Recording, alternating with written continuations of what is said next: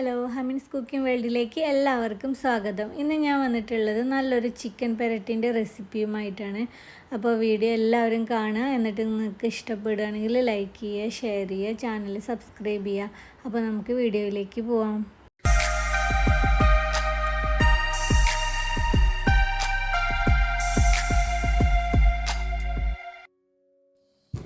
അപ്പോൾ ഞാൻ ഈ ചിക്കൻ കറി ഉണ്ടാക്കാൻ പോണത് കുക്കറിൻ്റെ അകത്താണ് കേട്ടോ.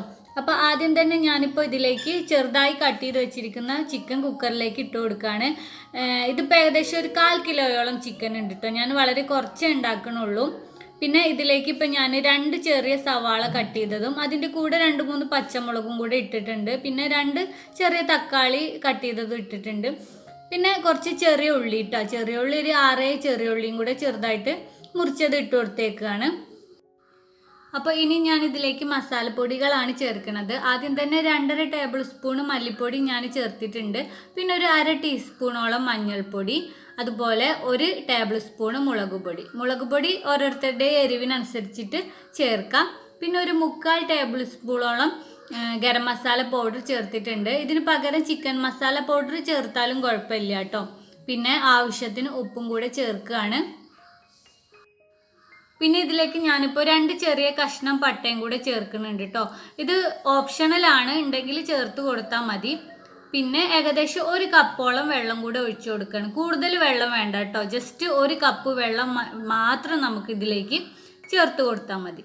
എന്നിട്ട് എല്ലാം കൂടെ നന്നായിട്ടൊന്ന് ഇളക്കി കൊടുത്തിട്ട് കുക്കർ അടച്ചു വെച്ചിട്ട് 1 വിസിലൊന്ന് അടിച്ചെടുക്കുക കേട്ടോ. 1 വിസിൽ മാത്രം അടിച്ചാൽ മതിയെ, കൂടുതലായിട്ട് വേവണ്ട.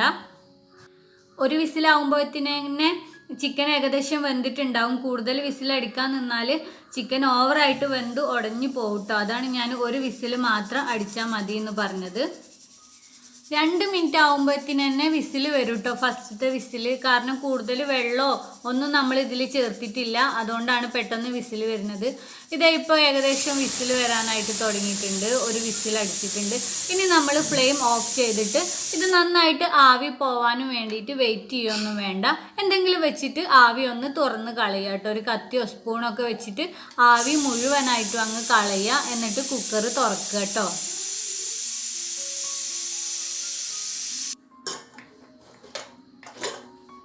ഇപ്പോൾ ദാ ഞാൻ കുക്കർ തുറന്നിട്ടുണ്ട്, കണ്ടോ. ഈ ഒരു പരുവത്തിലാണ് ഇപ്പോൾ നമ്മുടെ കറി ഇരിക്കുന്നത്. ഇനി നമ്മൾ ഇതിനെ കുക്കറിൽ നിന്ന് മാറ്റണം.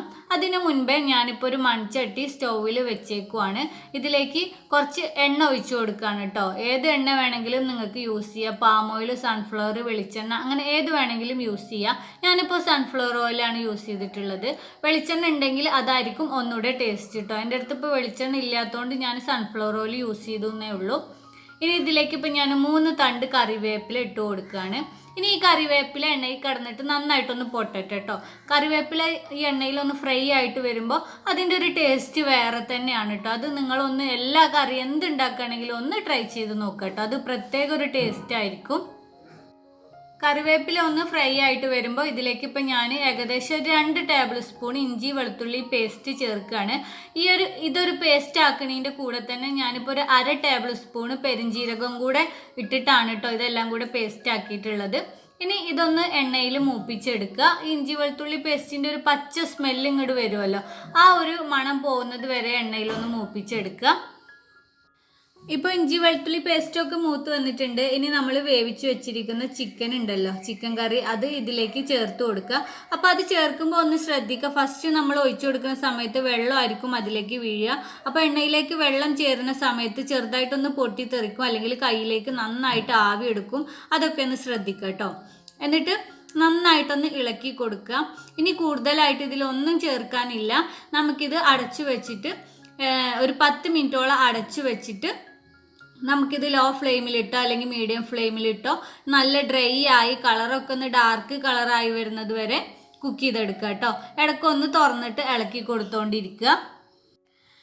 ഏകദേശം ഒരു 10 മിനിറ്റിൻ്റെ മുന്നേ തന്നെ നമ്മുടെ കറി റെഡി ആയിട്ട് വരും. കണ്ടോ, ഇപ്പോൾ എണ്ണയൊക്കെ തെളിഞ്ഞ് നല്ല കുറുകി തിക്കായിട്ട് വന്നിട്ടുണ്ട് കേട്ടോ. ചിക്കനൊക്കെ നല്ല ഗ്രേവി ആയിട്ട് കിട്ടിയിട്ടുണ്ട്.